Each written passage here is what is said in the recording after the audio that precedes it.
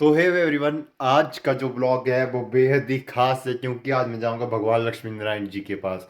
सर्वेश्वर श्री लक्ष्मी नारायण जी के दर्शन, जिनको 18 देवताओं का पंच भी कहा जाता है, आज मैं आपको उन सब के दर्शन कराऊंगा, देवता श्री लक्ष्मी नारायण जी के। और उसके बाद हम मिलेंगे वहां पर साथ में थनीचर देवता के साथ, थनीचर देवता श्री लक्ष्मी नारायण जी, उनके साथ भी हम वहां पर मुलाकात करेंगे, उनके छोटे भाई के साथ।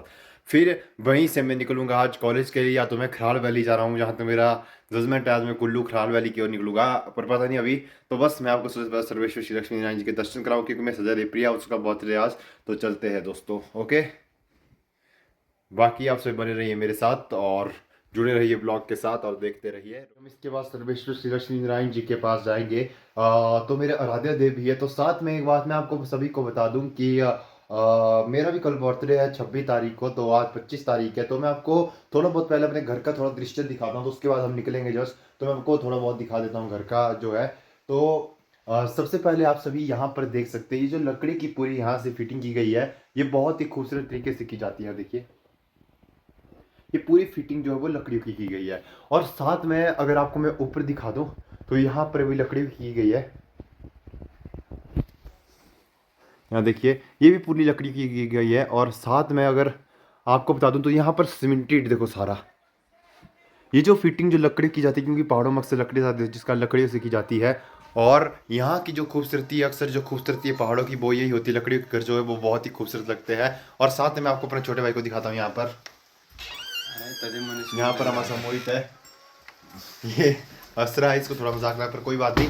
तो गाइस अब निकलेंगे हम जस्ट मैं साइंस की तरफ। तो आज के जो ब्लॉग की शुरुआत साइंस से करते सबसे पहले, तो घर से तो कर ही रहा हूँ, तो आपको साथ में प्रभु जी के दर्शन कराऊंगा। तो चलते हैं, ओके दोस्तों। अगर मैं आप सभी को सर्वेश्वर श्री लक्ष्मी नारायण जी के दर्शन नहीं करा पाता हूँ, तो आपको मैंने देवता बनशीरा जी के दर्शन कराता हूँ सबसे पहले, क्योंकि दोनों एक ही है। और देवता बनशीरा जी जिन्हें बनों के राजा भी कहा जाता है, तो मैं सबसे पहले आपको उनके दर्शन कराता हूँ सुबह सुबह मॉर्निंग में। तो गाइस चलते हैं अब। तो दोस्तों, आ चुका है वो पल जब हम अपने देवता बनशीरा जी के दर्शन करेंगे। 5 मिनट की देरी है, 2 मिनट की देरी है, 1 मिनट की नहीं, 1 सेकंड की बस। पहुंचने वाले हैं, रास्ता थोड़ा तंग है, रास्ते में झाड़ियाँ वगैरह बहुत सारी है, तो यहाँ से निकलने में थोड़ी दिक्कत होती है। तो चलते हैं। तो आ चुका हूँ देवता बनशीरा जी के वहाँ, और यहाँ पर आप पीछे मंदिर देख पा रहे हो साथ में मेरे। तो अब चलते हैं मंदिर के अंदर।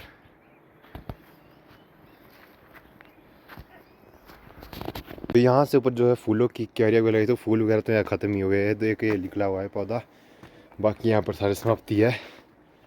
तो हम देवता बनशीरा जी के यहाँ पर दर्शन करते हुए,